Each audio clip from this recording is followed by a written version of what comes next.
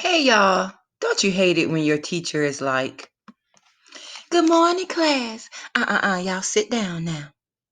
Okay, today we're going to start with an activity and you're going to read a short passage.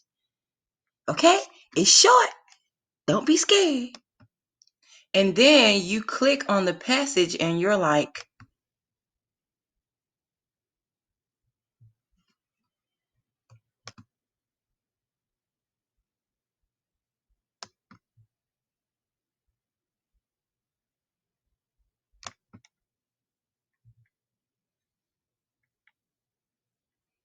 "That's a short passage."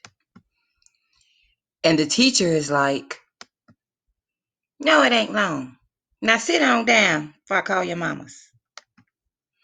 I know, it's the worst. But what I found out is in order for you to understand the passage, you got to understand the paragraph. And to understand the paragraph, you got to understand the sentence. And in order to understand the sentences, you got to understand the words. So our first activity today is a vocabulary builder. Okay? Now, it says directions. Click here to read assigned passage and fill out the chart below. So you're going to click here so you can read that short passage that the teacher told us about. As you're reading the passage, you're going to identify words in each paragraph. There are 6 that are important in your comprehension of the topic. So any words that you must understand in order to comprehend the topic, you're going to write down. Words for the first paragraph are done for you. The title of the passage is Part 1, Independence in India.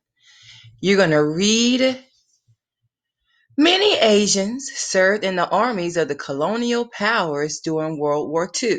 So in order to understand that sentence, you must know that many people from Asia served in the armies of the colonial powers. So you need to know what colonial powers are. So that's why in box number 1, I put the words colonial powers. Now it's up to you to show what it means by drawing a picture. In order to help find the answer, I just Googled what does colonial powers mean, and it came up with this definition: the policy or practice of a wealthy or powerful nations maintaining or extending its control over other countries. So in my mind, that means when a wealthy or powerful nation maintains or controls other nations. Sorry.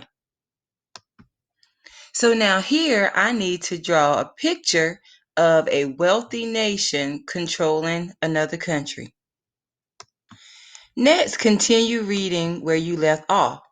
The fight for freedom from Nazi tyranny deepened their desire for independence from colonial control. So here, in order to understand this sentence, we need to know what a tyranny is. Better yet, a Nazi tyranny. So that's where I got word number 2 from, which is tyranny, but I put Nazi in parentheses because it describes the tyranny. When I Googled what does tyranny mean, it says that it's a cruel and oppressive government or rule.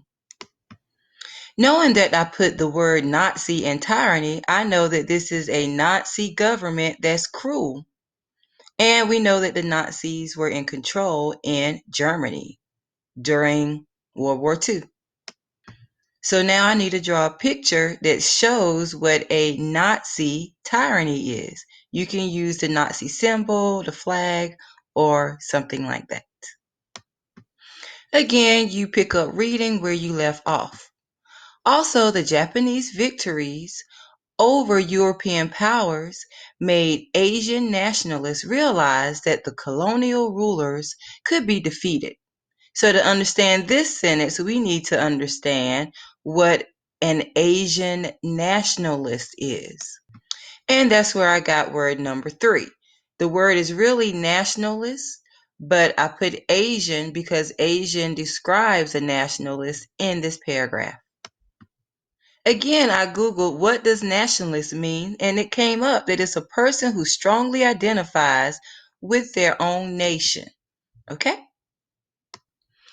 And with the word Asian being in front of nationalists, like in the passage, I know that this is an Asian person who identifies strongly with their nation or very proud in their nation.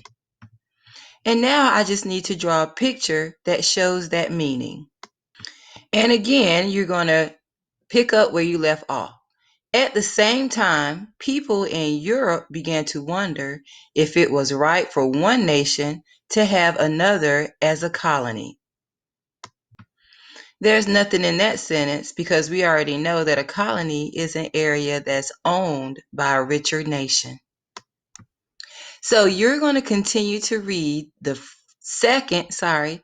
third, fourth, fifth, and the tiny last paragraph here. And again, write down the words that are important, or they can be words that confuse you or words that you don't know. You're going to put them in the chart, define them on your own. You can Google, and then show what it means by drawing a picture. I gave you 10 boxes. However, you may not fill up all 10, and you may add more than 10. If you need to add more, just click on the box, right click, and choose Insert Column above or below. Okay? Once you're done, you're going to do the think with your words. At the end of the assignment, use each word to summarize what you have read. Okay? In 3 to 5 sentences. Always base your answer on what you've read and use evidence from the passage. Underline each word, and your sentences must use the words in context with the topic. I don't have a sentence number count. You just need to use all of your words, okay? Alrighty.